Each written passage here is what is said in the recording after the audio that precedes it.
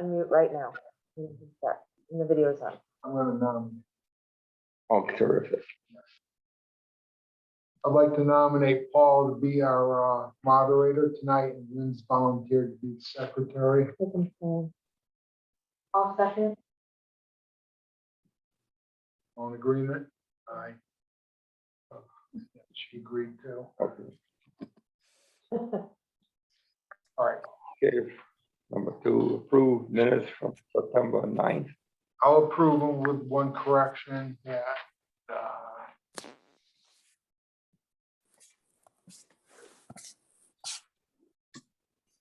under Public Works,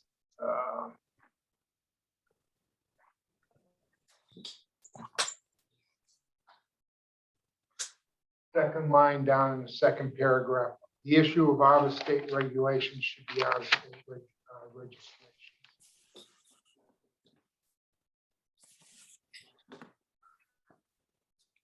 I have it on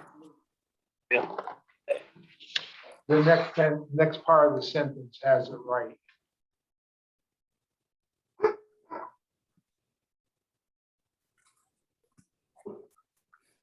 I'll second. All in favor? Aye. Aye. Aye, Karen. Aye. David. Aye. We can hear you. Okay.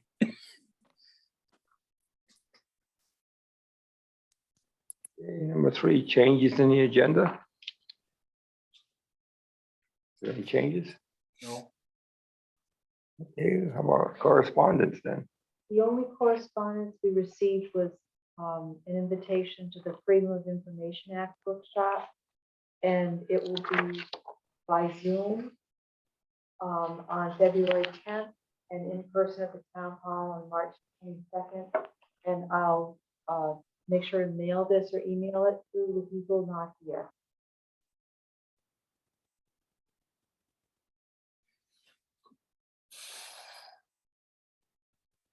Anything else? No. Okay, financial report, got any money? Orla gave us a financial report today. I'm going to hand it to you, Rich, so you could maybe give us some overview of that.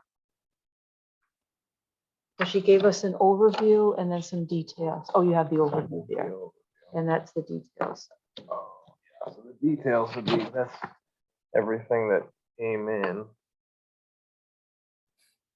versus what goes out.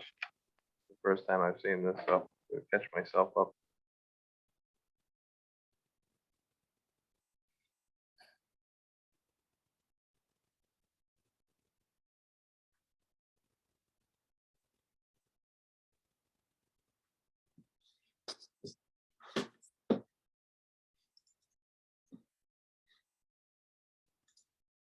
Amy, are you able to share that?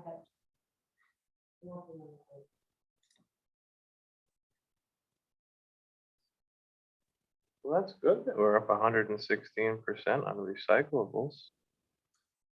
Unfortunately, the price is dropping quickly. Oh, it is? Is it? Yes, it is. I just brought an article that talked about. Maybe you can fill us in a little bit. HDPE has gone from 4 cents to 60 cents per pound. Now it's dropping. So I printed out, just so I had it in case the question came up, the list of what we get for materials recycled. So currently, go to. So September, when things started changing was September of 2020. We were kind of running average. Some of the prices were up, some were down. It was kind of a typical, even from like post-COVID. I looked at some of the prior pricing, and it was kind of stayed the same right through 2000. Towards the end of 2020, the prices started changing on things. So the current pricing just came out for January last week, 2 weeks ago. And I have the pricing from the last few months prior to that. So for example, I'll go back to.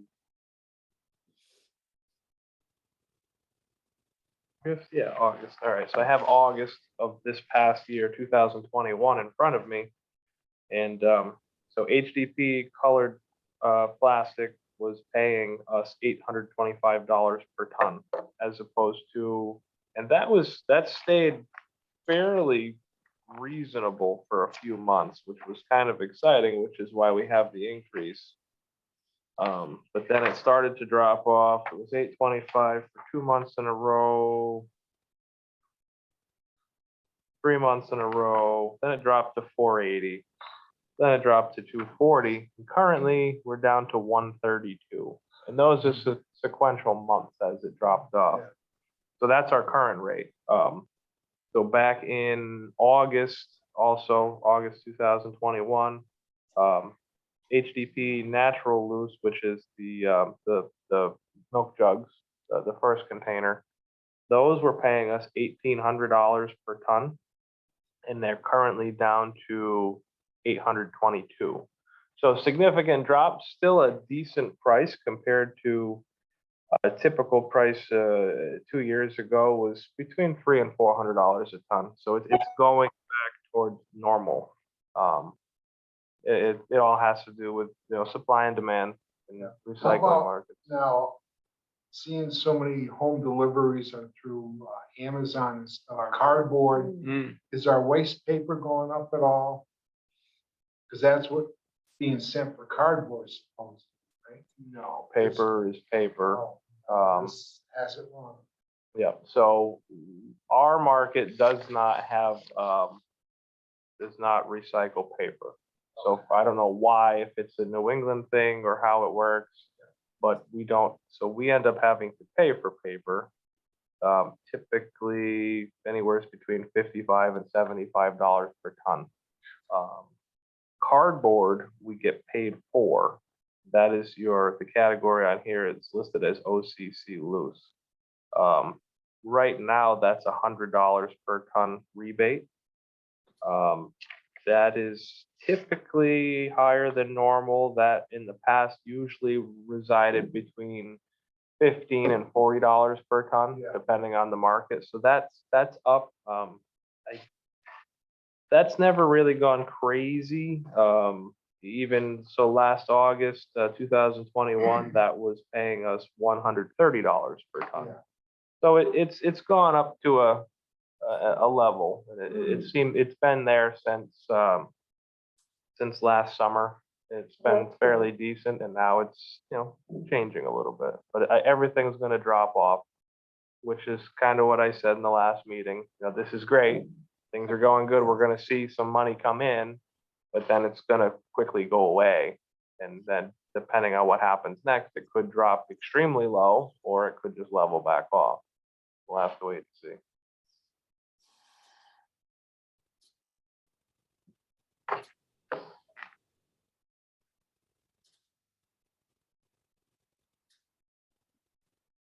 So it's looking like, according to this overview, so basically what this is every transaction that is logged for whether it's a load that we sent out or a payment that we had to make for operations and such. So that's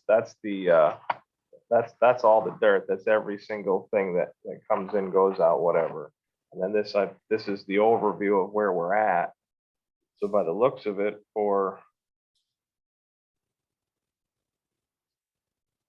that was the first column was full fiscal year ending June 30th, 2021.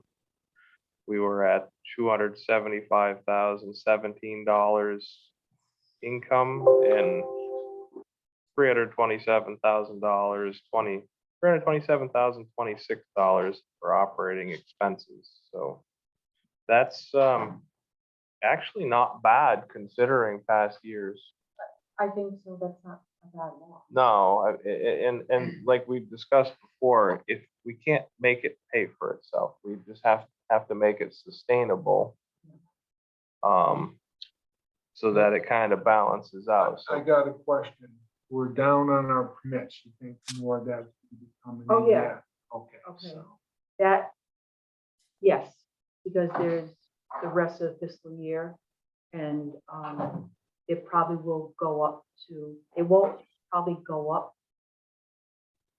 more than last year, but it will be in the same ballpark for the permit.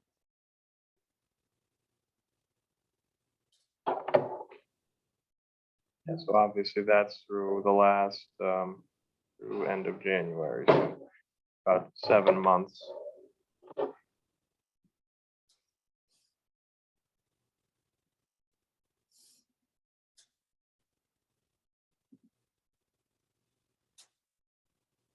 So at the moment, we are through 127, 22.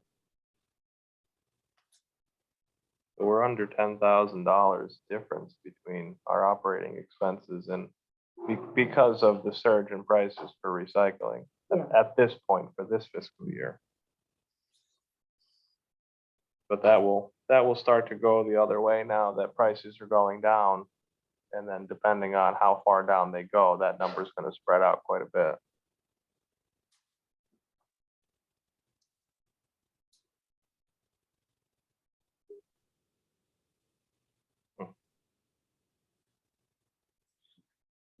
Well, I'm pretty happy where the numbers are because we still have 5 more months to go.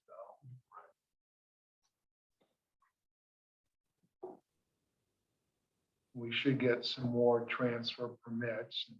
A little bit of recycling. No, I think that cost wise, this fiscal year will probably be the best, overall for, the monetary spread, cost versus income. But like I said, I think that's gonna change very quickly.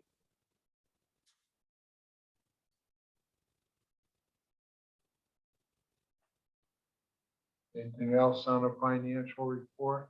Or, I don't know. Okay, then information from the first selectman. I didn't prepare anything tonight. I don't have too much to share as far as transfer station. I will lean towards Rich for his insight in that. We do have budget workshops coming up, February 7th, 9th, 14th, and 16th, entirely via Zoom this year, just because it worked so well last year, as far as doing what we're doing right now and sharing screens. But yeah, we have a couple new ordinances that we'll be going to potentially town meeting for. The open space ordinance where we had the meeting last night. We also have potential for redistricting for the voting districts. So that will be something that we really want the community to take part in and share their thoughts. So really, I just want the public to be watching for that. But aside from that, I don't have anything particular to share about. I apologize. Not prepared for that. Information from the Director of Public Works, which you already gave a lot of information. I will say that the new signs appear to be well taken. I did spend some time up there after we installed them and got some questions from people in regards to things that they didn't understand that they kind of assumed based off of what they were reading and seeing on the new signs. And I think that at the moment, the education part of things is most important. Just trying to get people to better understand, what the signs mean, because it has a recycling symbol on it doesn't necessarily mean that you throw all your plastic in there, because that's still a thing. But we've been doing pretty good for the last few months with the colored plastic that we were having issues with. We haven't had any rejected loads since I believe August or September. But we've had the change in employees again at the transfer station, and it appears that there's better diligence being paid to those items. So that also helps out with costs coming, money coming in versus money going out. That makes a very large difference. So another thing that I've kind of been working on, things have been a little hectic with everything in public works, but so back in 2020, the fall of 2020, I think it was, I approached the Board of Selectmen and requested to have a surplus equipment auction. And the thought that I had, and I still have to get this cleared with the Board of Finance, but was to utilize what incoming funds from that surplus equipment pay for something that was needed, specifically at the transfer station, because there's some ongoing issues up there where, we have to kind of be a little bit more diligent about replacing equipment and such. And we've had quite a few equipment breakdowns this year, to the point that we are about running out of money in our repair budget due to some major failures in electrical components with our compactor units. We had to replace, I believe, 3 of the electrical motors, and those came at a significant cost because the price of everything currently is high. And under the circumstances, if something breaks, we end up paying a premium for it because we need it now. We need it, we need it yesterday, because there are no spare parts or whatever, to continue to function properly. And most of the equipment there is fairly aged. I'm under the understanding that some of it, if not a lot of it, was also purchased used when the transfer station was open. So, yes, long time ago. So back to the surplus auction. So I believe it was maybe 3 years ago, right? It might have been my first year here. We ordered some new containers, I think we ordered a compaction box, which I ended up putting in the cardboard spot. And we had also purchased a 40-yard open top container for bulky waste. So one of the major issues we're seeing is we have 2 or 3 other containers currently that should not be allowed to be in service anymore, because in transport, there's lots of holes in the floors and the sides, and the walls are separating from the floors. So when things fall out of the truck, we're responsible for it. So if somebody gets in an accident because a milk jug comes out and goes across their windshield and smashes the window, we're in trouble. So my thought that I proposed was, if we could make some money, maybe we could buy some new containers, and I wouldn't have to use it as a capital expense to go into a budget proposal, which would go against the mill rate, to find ways to save money. So we did have the auction. We did get paid for the items. I believe that the money that we brought in should be enough money, or very within $1,000 or $2,000 to cover the cost of 2 brand new 40-yard containers. They sell for 11,000. The quote that I have, I still have to get a few more quotes, because they got to get 3 quotes for anything over 10,000 typically. So, but the quote from the most local vendor, which is in New York, for the heavy duty 40-yard containers is $11,200 a piece plus shipping. So $12,000 a piece. So obviously, I would really like to try to buy 2, and we have close to the $24,000 that's needed.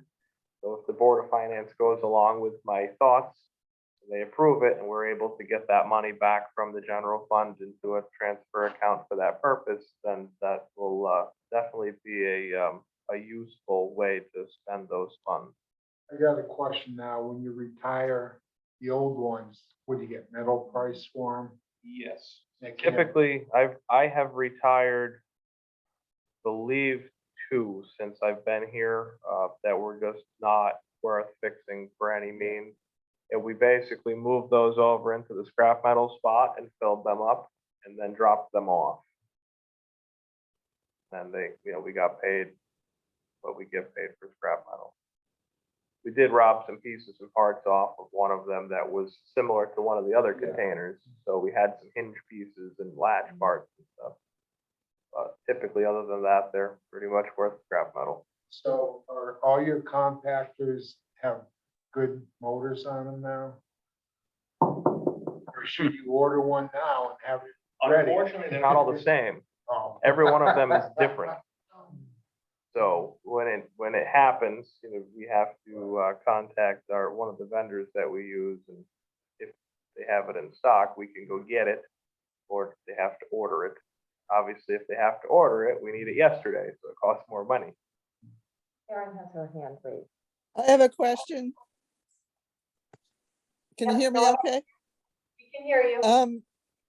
So the equipment that was auctioned off, was that transfer station equipment or highway equipment? And I mean, is there going to be an argument for using the money for transfer station? It was highway department, DPW equipment. Obviously, those funds can be earmarked for anything within the town. It doesn't necessarily have to go back into Public Works or the transfer station. It can go wherever the Board of Finance deems it useful. It doesn't necessarily have to go anywhere. It can stay right in the general fund. So I don't think there's any contention about where it goes if it's requested. It's more along the lines of if the Board of Finance agrees that my original thought is a worthy investment. I mean, does it need lobbying by other people at the Board of Finance? I don't know if that's necessary. I mean, obviously, every little bit helps. When I originally proposed the idea to the Board of Selectmen, it came with praise from pretty much all of the selectmen and other members of the community for coming up with an idea on how to prevent excess expenses. Obviously, budget season is very difficult on every department. So if you find ways to not necessarily circumvent the budget, but to maybe utilize funds on hand or come up with extra funds on hand, that prevents you from adding it to the budget. I think it's a no-brainer, but it's not my decision. Okay, but you'd let us know if you need support, like from the committee. Absolutely. Okay.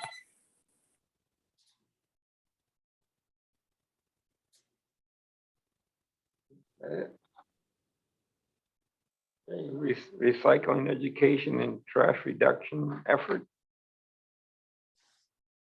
I think under this heading,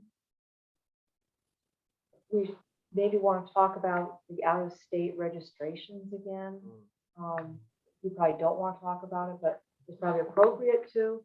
And also the topic of a different price range for handicapped or disabled people has come up again in the new permit year. I have mixed feelings about that. They probably don't make any less garbage than anybody else. And a potential problem is, unless we put that the owner of the household pulls the permit, you got Grammy who's disabled and they all of a sudden put it in there at a reduced rate. I can see potential problems that maybe there's ways around, but I think we have to kind of think about I want to add that Paul Hopkins gave me the list of 100% disabled that he has in his office. Uh-huh. And of this, there were 16 folks that meet the 100% disabled qualification that had motor vehicle tax and 51 for real estate. And of the 16 with motor vehicle tax, only one person has a transfer station account. And for the real estate, matching those lists together, there were 11 regular accounts and 15 senior accounts. It's not a large number.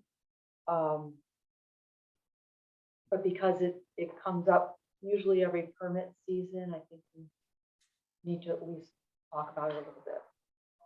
I agree with Al on the fact that it's kind of a catch-22 situation. And I noticed that, they saved the screenshot. I'm just gonna pull it up real quick on my phone if I can find it. It was just from the other day.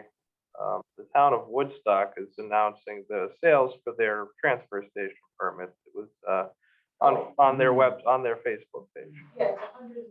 Yeah. Yes, so the town of Woodstock's transfer station fees, they're $190 a year. They, if you are 65 years old or older, it is $95 per year. So that's a really great thing to do for our seniors, and I think that we should be able to offer something like that. The problem comes into play that Woodstock does not have a very large urbanized area, whereas we do here in Thompson. And there's a lot of people that we see on a regular basis that come into the transfer station that are over the age of 65, that we can't prove it, but we know that they don't produce the amount of trash that they're bringing in on a weekly basis. So we'll say that, Uncle Joe is retired and he has a transfer station permit. And, his Friday morning activity is to go down and get a coffee and a newspaper. And when he's done reading it, probably spends the majority of, his morning collecting his relatives' trash to bring it in. Now, that could be true, maybe it's not, but it's a problem that we've noticed, but we can't prove it. So that is one of the downsides of it, is that we already know that there's individuals in town that are abusing it gratefully.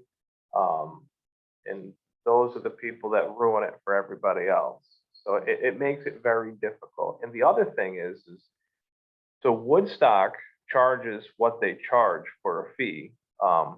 Because I don't know how many permits they have for their town, for their transfer station. I do know that theirs is formatted a little different. They utilize part-time employees, so they don't have to pay benefits, which is Yeah. something that if I could ever figure out how to find the time away from everything else, I would like to look and see how that's done. Because for my department, it's very difficult to have two full-time people that I could significantly utilize in the public works garage versus being at the transfer station. So, if that were to ever happen, obviously it doesn't save the town any money. It actually increases, because now you're just adding additional part-time staff Yes. and retaining your full-time staff. But the town is growing, and therefore, the highway department will need to grow with it. So it would kind of balance itself out. The highway department's been shrinking. Yes, but, so I back. got a question about this. Woodstock run their transfer station on Sunday? I believe they I do. think I have their pamphlet. So now, the one problem that we have in Thompson, and this comes up often, is how come you're not open on Sundays? Because everybody works, and I get it, and it's hard because, even for like town hall items, my wife, she can't get to the town hall because she goes to work when the Right. town hall opens, and Yeah. she doesn't get out of work until the town hall closes. Not So even it on creates Thursday? a difficulty. So we move our own trash, which is what I was kind of getting to with the Woodstock thing. Woodstock is under the control of, well, now it's Casella Waste, but they were contracted with Willimantic Waste to haul all of their trash. Oh, So they pay, and you pay what Willimantic Waste tells you pay, and you don't have too many options, because who's gonna haul it? And we had looked into, for Thompson, before we decided to buy a new roll-off truck, we said, okay, well, what would it cost to hire a private hauler to haul our materials? The only one that was available to do so was Willimantic Waste. And they basically said, we will haul your trash comes to our facility. So now the cost of disposal would have increased significantly, because everything that goes to Willimantic Waste gets sorted. And then, so now they would be in control of your recycling market. They're gonna make their money, you're gonna get, you know, what they feel you should get, and where you would pay for the sorting and all that. So that's the situation that Woodstock's been in. And I've actually spoke to Woodstock's Public Works Director in regards to, you know, he was curious about what it was like to have the freedom to move your own stuff. You know, and that is something that they've been looking into. Obviously, it's a cost because now you're looking at buying a $200,000 truck. Then you have to have the manpower to operate it. Somebody has to be in that truck a few days a week. Then you need to maybe hire a consultant, like we have Winston Averill. We pay him $4,000 a year. It's not a huge sum of money, but he's able to, in that comes with, you know, negotiations for contracts, so, you know, tipping fees and such. But so Woodstock is higher. They have a little bit more outgoing expenses than we do. And I believe they have, if I had to guess, I'd say they have a few less permits as well. But Have less population. What days are they open? They're open Tuesday, Friday, Saturday, and Sunday from 4 10 to days. 3:45. But so back to the senior citizen discount or disabled discount. I guess the question would be what the spread, what would be a fair spread if that was something that was the town was interested in doing? Because obviously, if you look at Woodstock's, you say, all right, their regular permit's 190 and their senior permit's 95. Right. So Which is basically where That's where we are. you know, so I think eventually now's not the time to do a permit increase again in Thompson, but I think it has to happen. Because of the costs, like, you know, right now, we just spent 200 and, what was it? I think it was $207,000 for the truck that we're waiting for. It's in Mexico. It's built. We're hoping to, we were supposed to have it for Christmas and we were supposed to have it for Valentine's Day, and now we might have it for Easter. But the truck is together. It's missing a few pieces that they were not able to put on it, so that's why it's sitting there waiting. But eventually we will have it, which will hopefully reduce some of our repair costs for the truck itself. But now the taxpayers all of the taxpayers in town are incurring that cost because that was a capital expense in the budget. Whereas, you know, some people could argue that, well, I'm not getting any use out of that truck because I don't use the transfer station. So why am I paying for a truck? You know, they don't mind paying for a plow truck because the road gets plowed.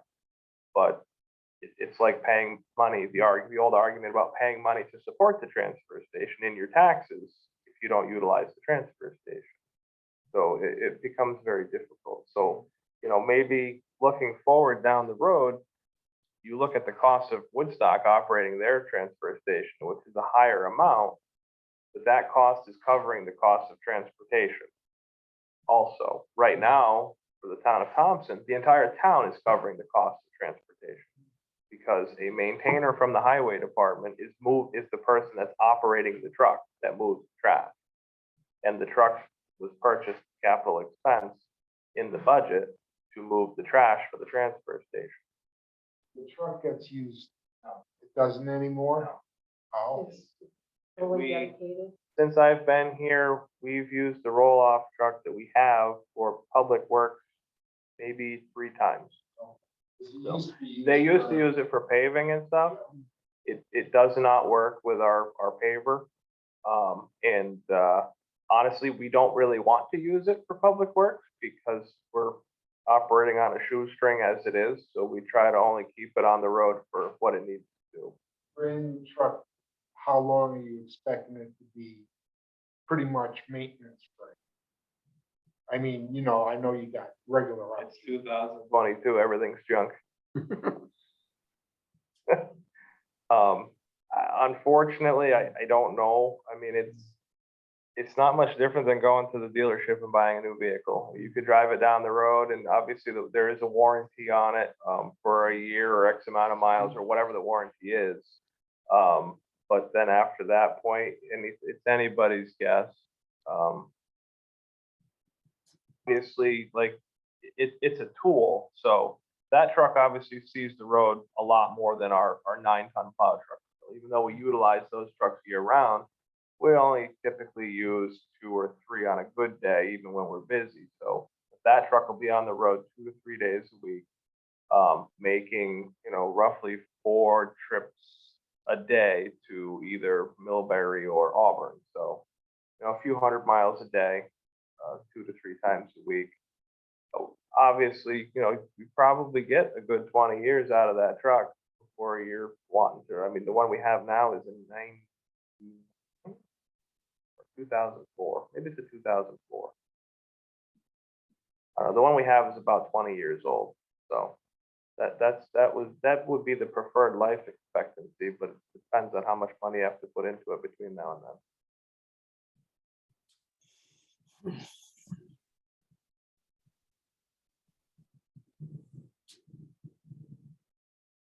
Okay, What was the other thing that came up before the senior permit?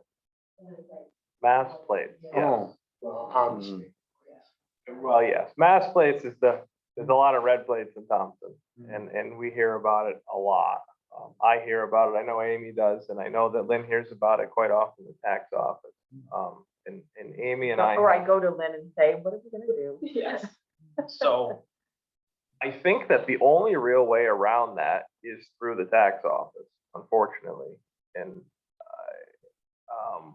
I don't know what the best manner is. I mean, obviously, in the sense of the transfer station, whoever is however we're issuing permits is our only means of control.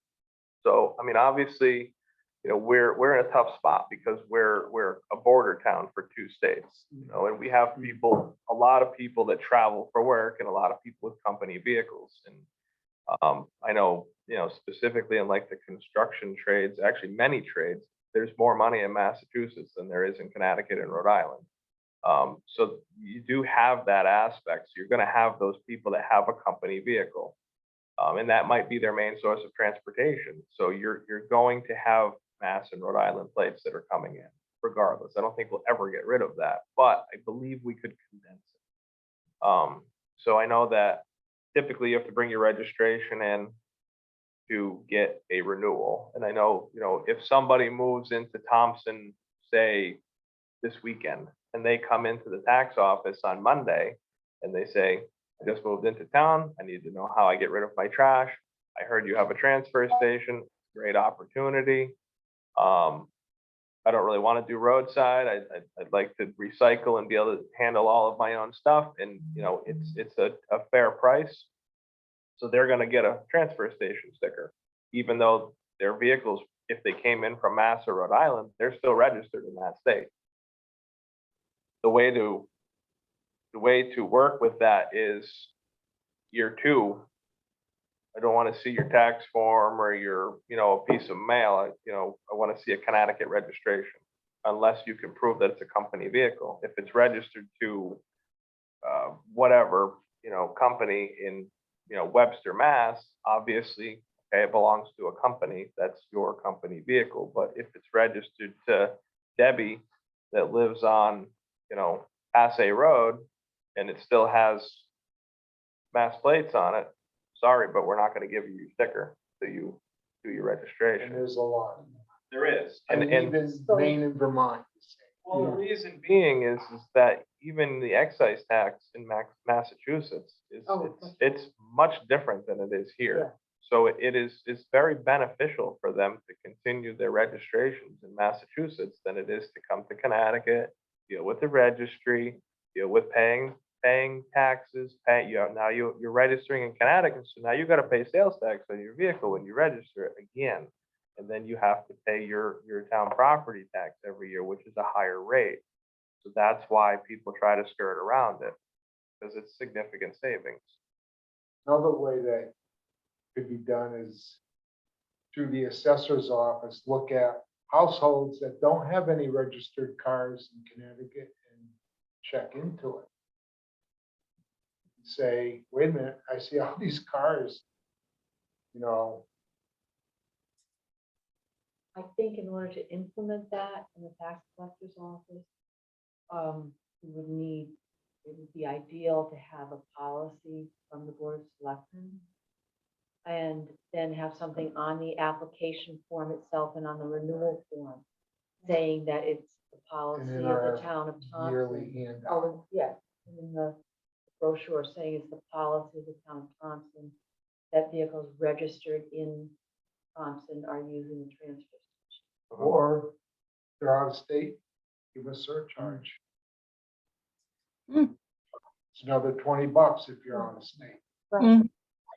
The surcharge, that's not a horrible idea, but the problem with that is it doesn't quell the interests of the people that get bothered by Yeah, by when seeing they those come flags. to the transfer station and they see a Massachusetts plate, they automatically think that somebody is messing the system.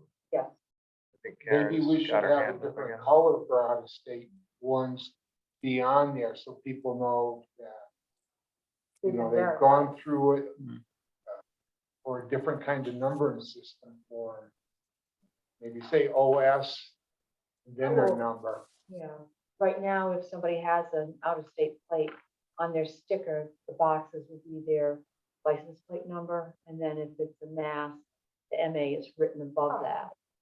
So we know that it's an out-of-state plate. Right. That doesn't mean we condone that. Right. That's the big thing that people are, and it's not just the transfer station. There's a lot of people in town that notice, well, you know, there's an awful lot of red plates that are parked in the same driveway every night. You know, Right. and so it's not just that they're, you know, they're utilizing the transfer station, which is fine. They're residents, they pay their taxes.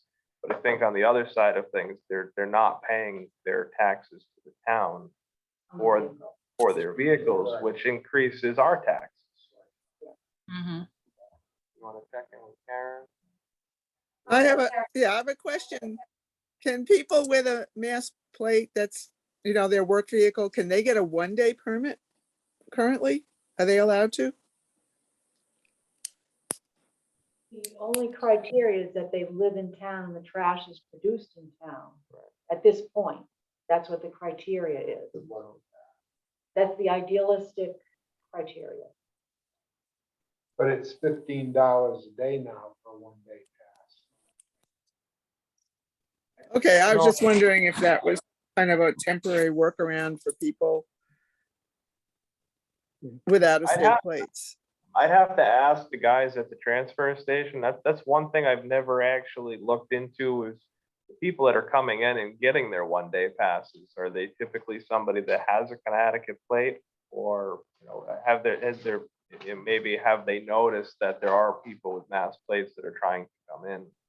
I know that, like we've discussed in the past, the town of Dudley, their rates for their transfer station are significantly higher.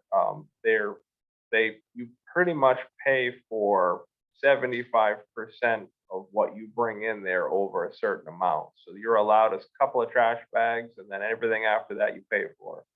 And they don't have recycling programs for like electronics and mattresses and those things. So you pay for those things, which is why we find them on the side of the road in Thompson a lot. Because it's a lot cheaper to dump them on the Port Road than it is to bring them to Dudley's transfer station. But anybody can go to the transfer station in Webster. It's run by Pratt. And their rates are actually cheaper than ours to bring stuff in. So, but not everybody knows about it. Most people don't. You know, I never knew about it until I worked here. And I found out from other people about, you know, well, you know, if people come in and they're not happy with, you know, what we're charging them, we tell them that they have the option to go to Webster and they can pay there. It's a little less than what they would pay here. You're still going to pay, but it's open to anybody. So I want to add that from the Woodstock transfer and recycling regulations, you have to show proof that your vehicle is registered in Woodstock by your town code. Theirs is 169. Yeah. And that's required to obtain a permit. New residents who have not yet registered their vehicle in Woodstock will be issued up to 5 1-day passes. So that's how Woodstock handles it. And perhaps we should consider that for people moving in. But that is a lot of money to, Yeah. to say, here, you're gonna buy 5 one-day passes, now you're allowed to buy your permit for the year. Mhm. So I think we need to work on a policy for this next permit year. Could the 5 one-day passes be applied towards their permanent pass once they registered their car? There'd be no reason not to be able to do that. The only thing to consider would be that those one-day passes would be bought at the tax collector's office so we could know about it. Because now that you can buy your one-day pass at either location, it'd be difficult to track. Right, And- no, it would only Yes. have, it would, but that would be, it would still be a bookkeeping Right, nightmare for you guys, potentially, but kind of not not too bad. And that, honestly, that's not a horrible idea, because if you figure out, okay, you move into town, you need a one-day pass to go to the transfer station on, week 2 that you're here, or whatever. And now it costs you $15. So then each additional week after that, it costs you $15 up to 5, but that gives you up to 5 weeks to transfer your registration to Connecticut and get yourself grounded and straightened out. And that's actually not a bad thing, because I know, people are very complacent, we all live a very busy lifestyle. So, there probably are a lot of people out there that mean well by it, but they just say, well, if I don't have to do that right now, why should I? I'll let that expire. Right. In a year I and mean, a half. A prime example, my wife's license is due for renewal next month, and she has to get a verified license. And she has to supply a birth certificate or social security card with her proper name on it. So this October will be our 10-year wedding anniversary, and she never changed her name with social security. So now you're down to the wire and you have to do it. I mean, it's been 10 years. I mean, she's had plenty of time to think about it, but so same thing applies to, maybe, getting your registration. It's another step in the process of something that I have to do, where, our time could be spent doing other things. Yeah, because we issued the permit, it enabled people to not even go to register. There's no And maybe they've incentive. got a year and a half or 2 years left on their registration. Right. And they that's don't what wanna say, have to. I'm gonna change it when this Mhm. registration from that state runs out. But It's so like, this "Oh, is that's just not right." one way of just saying, no, not if you want to go to the transfer station. And it's a good way to help to increase some tax revenue in town, because we're getting that revenue switched over sooner, which will be helpful, could be helpful, all the way around. And what do you do about the person, sorry, one more question, devil's advocate. What do you do about the person that does own a business in Massachusetts and registers their business vehicle in Massachusetts, but lives here in Connecticut? You just need proof of their residency and their license, then their license is Connecticut. Maybe you just take a copy of their license. Well, on the registration, I don't know if all of those registrations would be registered to a business or the business owner. Right. So maybe there would be documentation that would there have to be if they own the business. Right. Unless they're a person as a sole proprietor, because all of my business vehicles are registered in my company, Okay. but I'm a corporation. I think, yeah. If the vehicle is registered in Mass, why bother coming to our transfer station? They're gonna go to Webster's transfer station.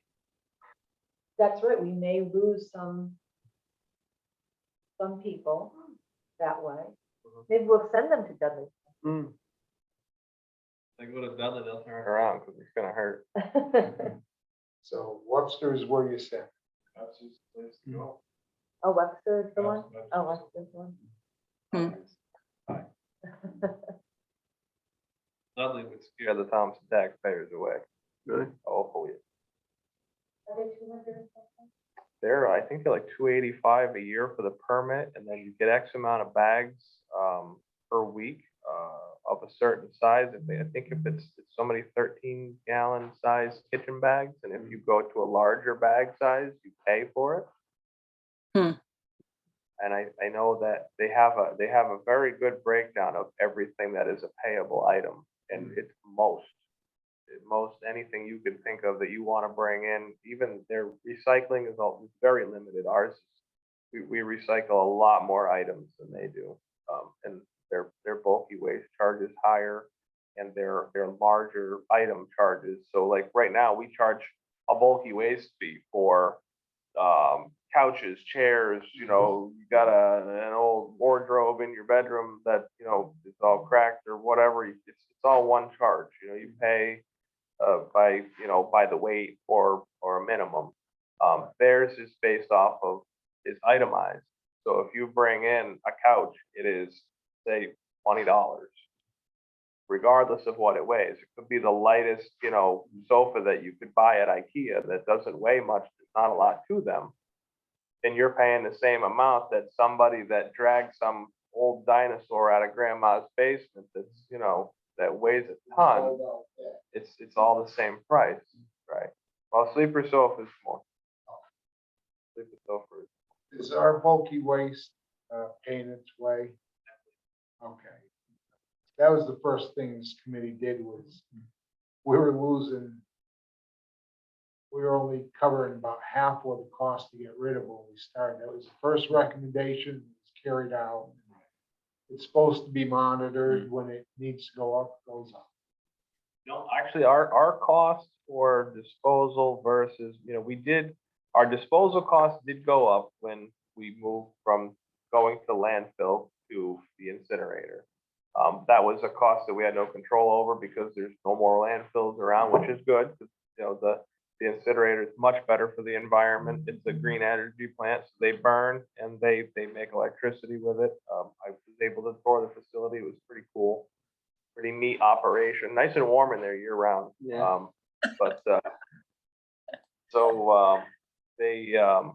There was a little increased cost to do that, but it was good for us because it puts us on the road.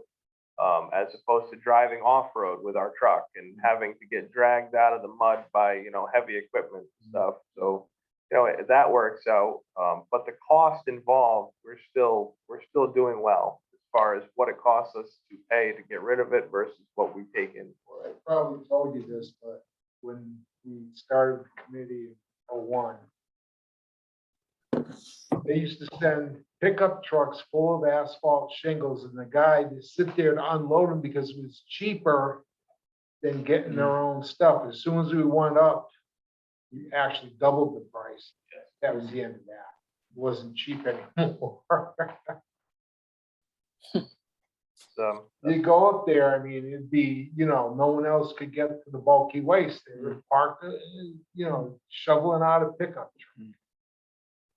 we do get a lot of flack still because we don't take, you know, demolition debris from contractors and stuff. You know, it's in the permit, no demo debris. But, you know, I myself, even before I worked here, I you know, little house projects or whatever, you got some stuff and we do accept a little bit of things here and there, but the contractors, that's the big thing. You know, they do a small demo job and they want to bring it to the transfer station, and they don't understand, well, you let, you know, this guy over here who just redid his bathroom, he's been bringing in the pieces week by week to get rid of them. Well, yeah, it's kind of the way it works. It's a residential item from a home that's not being done by a contractor. It's not a commercial job. But we get a lot of that kickback from, you know, some of the contractors in town. Well, you know, it'd be really nice if we could, you know, we have a permit, we pay for a permit. It'd be nice if we could just come in and scale in and throw the stuff away.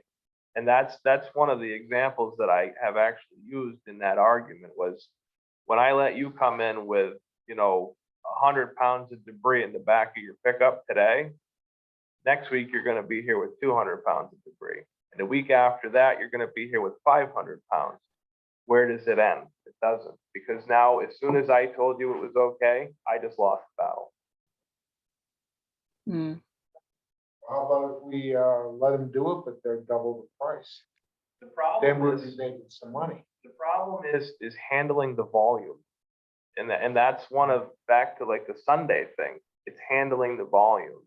Because right now, we're at that point where if, depending on what the future of recycling and transfer stations are, we're gonna be getting to that point as Thompson continues to grow, where we're gonna have to add more.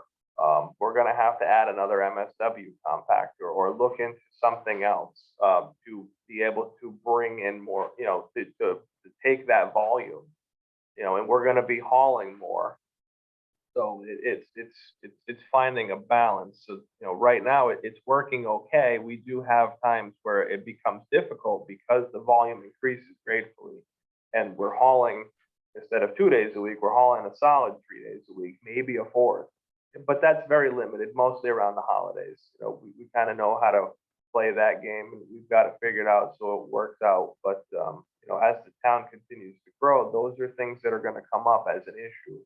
And it's gonna bring potential costs. Someday you're probably gonna need another person. I don't know that we need another person. I think that regardless, we'll be able to operate with two. I know we need to make some improvements too. Honestly, I don't feel like you would ever have to. I don't see any real need for it. I mean, it is a busy spot. And you have to babysit the recyclables and stuff and kind of guide people a little bit. But other than that, I don't really think that we're going to grow that much where it's going to become a very, very busy thing above and beyond. Because even now, you can make money in business if you can cater to people's laziness. In any degree, and it's not picking on any specific group of people or anything, but we're all a little bit lazy in something. And most of the businesses in today's environment are based around that. If you can supply a service to people where they don't have to do it on their own and they can afford your service, they will take it or you will make money because people don't want to deal with it. So that's where roadside pickup is going to grow in Thompson. Because as people move in from out of state, they don't want to deal with taking their trash to the transfer station. They roll it to the end of the driveway. I have new neighbors. They're great people, really nice. Their kids and my kids play. They just moved in this past year. As soon as they moved in, 2 waste barrels showed up. And, the trash truck comes at 6 o'clock every Friday morning and it goes away. Their driveway is 50 feet long. So they roll it from the garage to the road and it goes away and they just roll their bins back in at the end of the day. And I think you're going to see more of that. But you will also see more transfer station as well. Some people love it. Where else can you go shopping on a Saturday morning and not have to spend any money? Yeah. You'd be surprised if you. Absolutely.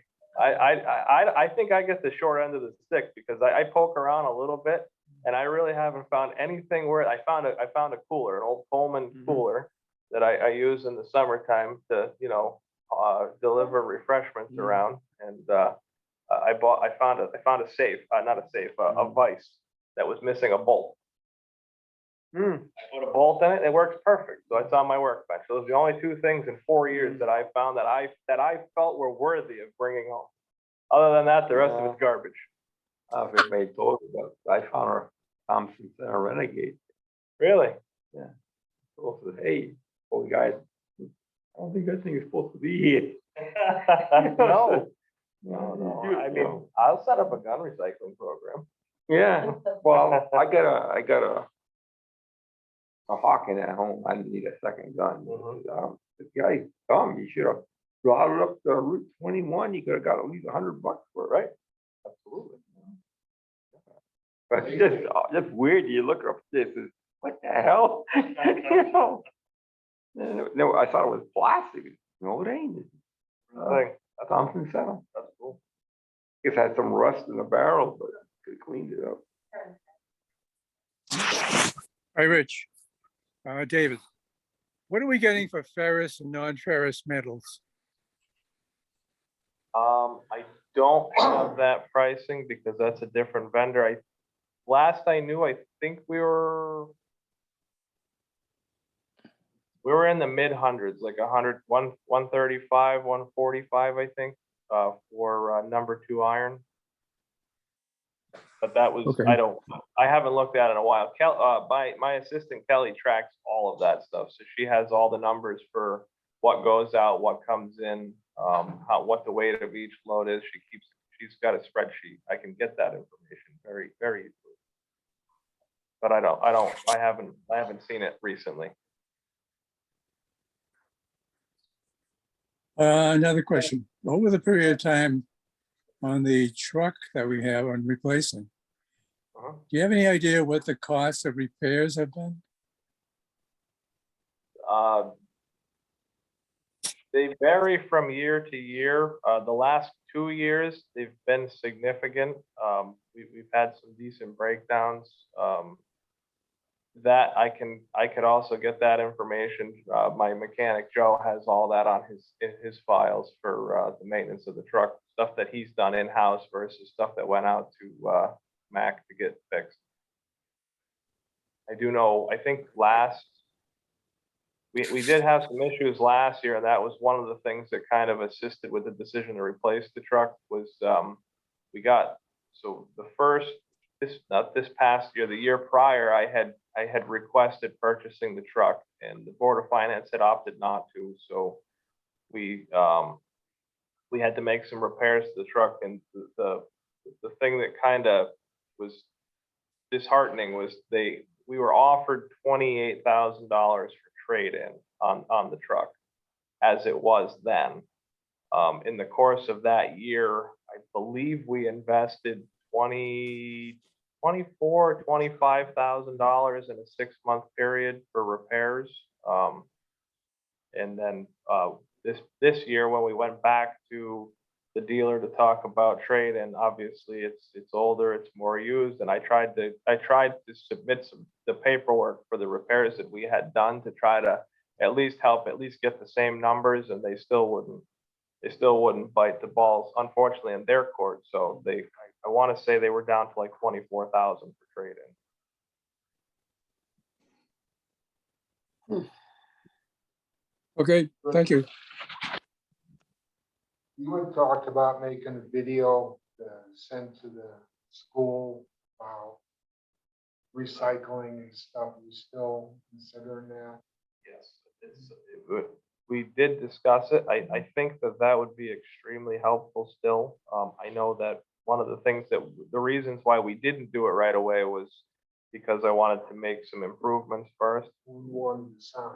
We wanted the signs. So now we have the signs, and I'm hoping if Mother Nature will give us a little bit of break on winter, or if we get an early spring or an Indian summer and winter or whatever, we can maybe get up there and do some work to the railings and get some repairs and welding and make some new brackets up so that once it warms up in the spring, we can get the railings painted and maybe paint some new lines in the driveway and kind of put some of the safety stuff back into play. And then that would be a good time to make that video once we get the place dressed up a little bit. So it's definitely something that we could look into doing, this late spring before school lets out. Then they would have it. It might also be great to tie that into, just a regular spring Earth Day thing and present it at the auditorium. And you'll put that up online, the town website, so website. adults can see it too. Yeah. That's the big thing. Adults may need it more than children. But the kids will help their parents to learn the stuff or When to we gave understand the it. tours, every year, the principal at the elementary, she would say, kids want recycling at the school, but school board's not moving along on it. And now And the parents would come that are customers of ours, they would come and say, my kid's a recycling Nazi now. We got bins for this, that, and the other, and it's like, well, good. I think there's like 6 different bins in my laundry room for paper and tin cans and the plastics and stuff, and then each one of them takes a turn. When we go to the transfer station, one of them goes and helps throw out the plastic, and of course they love throwing the glass in so it smashes. And but they've learned that you have to read the number, so that's the big thing is it's back to complacency. Plastic is plastic to most people, and unfortunately isn't, but it's hard to break people of habits. There's been a problem. Oil comes in number 2 containers, but you can't throw it in. I mean, why don't they just make a new number for it? I mean, it's an easy solution. Federal government, do this, you know? It's unfortunate because those containers are made out of the more desirable plastic. You know, that could be technically recycled in multiple times over, but because it's not, it's, you know, got petroleum products in it, it's not trash.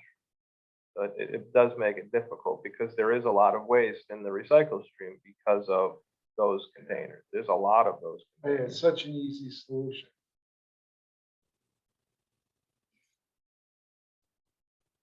And there would probably be businesses that would want that because the oil that's left in it would be recycled with, turned into new plastic. Oh, We are, the one thing I forgot was we are adding one more thing. We were approached by a company that recycles books. Oh. So we are going to be receiving a book bin.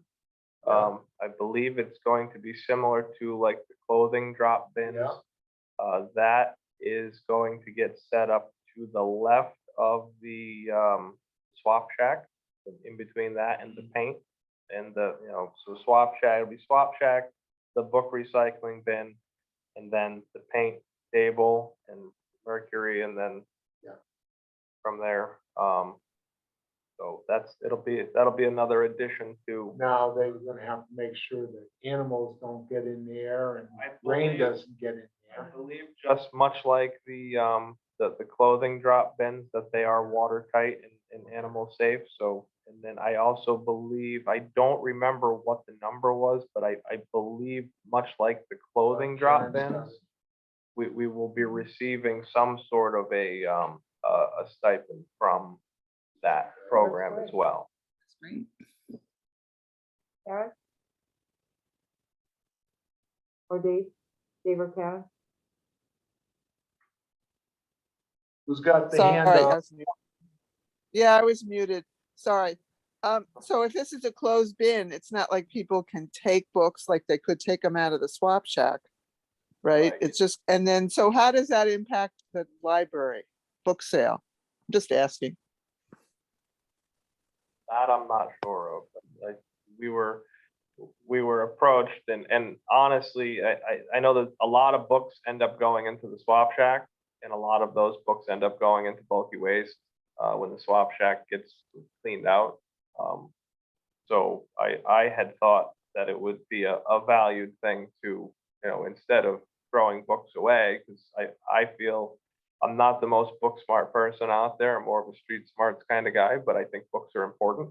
And I think that's been proven over the years that books are very important. So if we're able to recycle them and they can get turned around and reused elsewhere, and we can supply that service, and also it'll put a little, you know, it might not be a lot of money, but it'll put a little bit more money back into our system. I felt as though it was a benefit. I should point out, there are a lot of books that have no value to the library. They end up not using a lot of the books because any textbook, any really like battered old book, there's a lot of books they have to get rid of anyway. So I think this is great, actually. You won't have to rip the books apart either. You won't have to take the lids off no, that's great. Because that's really aggravating to have to dismantle books before you recycle the paper. Yeah, I don't believe that the purpose is totally for recycling the paper itself. I believe that part of it is the ability to redistribute some of the books and then recycle the remainder. So. But the But, money you make is based on the amount of books and not like their ability to sell the books. No, I believe it's based off of weight, Oh, that's great. That's fantastic. much like the clothing drops. Clothing drops like company that comes up. Neighbors, No, Planet, Planet Aid. Yeah.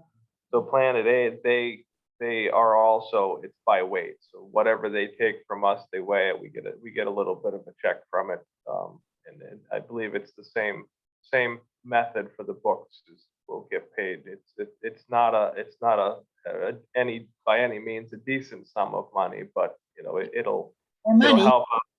It's money, and it also, you know, contributes to recycling, and it also maybe potentially puts some of those books back out, you know, to places that maybe can't afford them, or, and, They And might, we're not a paying. to lot get of rid them of may be going Yes. overseas for absolutely, people yeah. to learn Mm.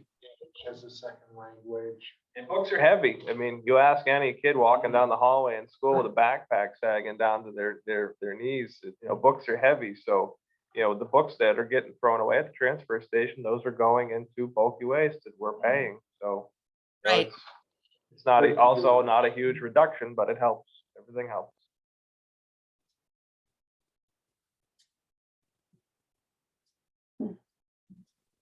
Move on to the next one, citizens comments. No citizens. Okay, comments from committee members. Committee members. Paul's got one? Juan says, I got some damn books out of that book. Sometimes they don't even get onto the shelf and say, well, you got, I'll take it. Yeah, Well, they could always go to the swap shed and then be recycled into the other one. yeah. People also, you know, people are kind of trained to do what they do. So, you know, they might, and I know a lot of people that read particularly like to share their books. You know, they like to make sure that somebody else is going to take advantage of reading that book, whether they paid for it or they got it from somebody else. So you're still going to have the books that get brought in and they're put in the swap shack. I don't think that'll ever go away. You know, and then whatever sits there for the week, and when the shack gets cleaned out, at least now those books can go into the recycling bin versus getting thrown away.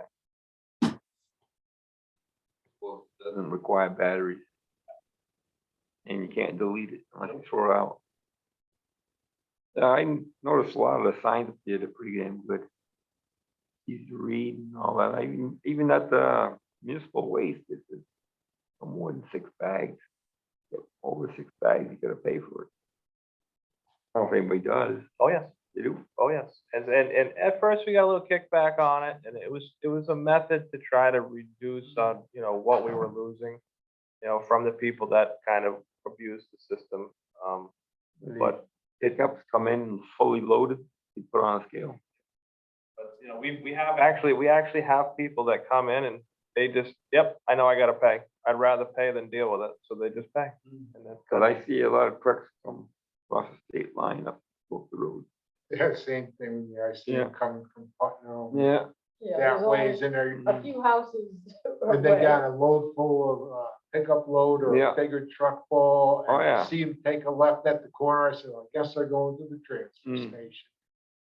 I don't mind when people bring in stuff that we get paid for. I mean, we've had people that have brought in boatloads of cardboard and stuff, like, yep, throw it in the dumpster, we're getting paid for it, have at. But, you know, it's the costs associated with the rest of the stuff that kind of hurts sometimes.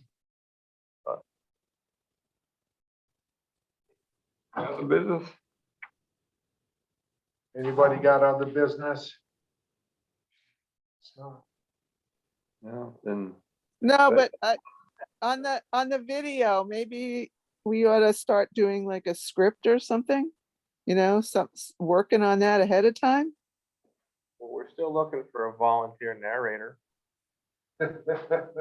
Well, when I'm you were, not- when you were talking about, when you were talking about your kids going, I mean, it would be really great to have like some kids in it. Then the kids would pay more attention to it. Okay.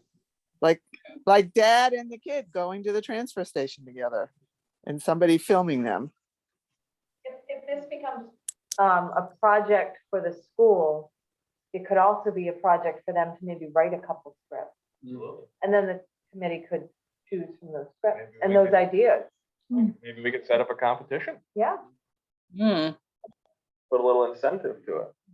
Find a prize or something. Go to the swap shack first. Yeah, free pass to the swap shack before anybody else gets to it. Remember Joe Gosher?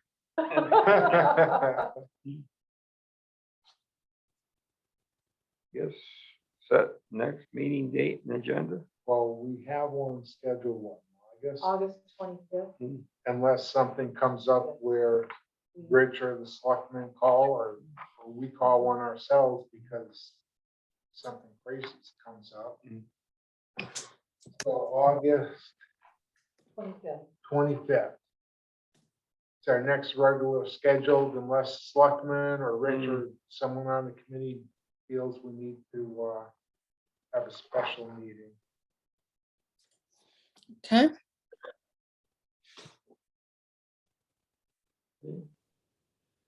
I just got a question. How's Josh doing?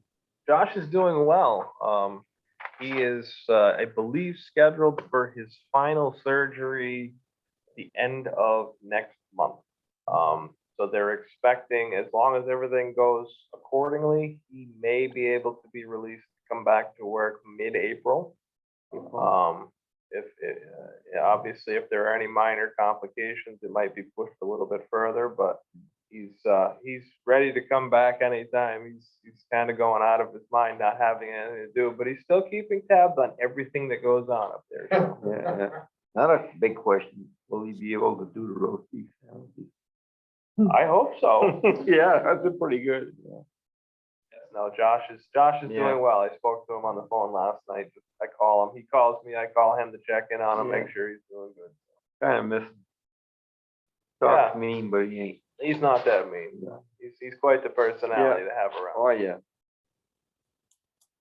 I guess, like adjournment, I guess. I'll make a motion to adjourn. All in favor? Aye. Aye. Hey Karen, how's Boots? Oh, he's fine. He's sleeping here on the couch.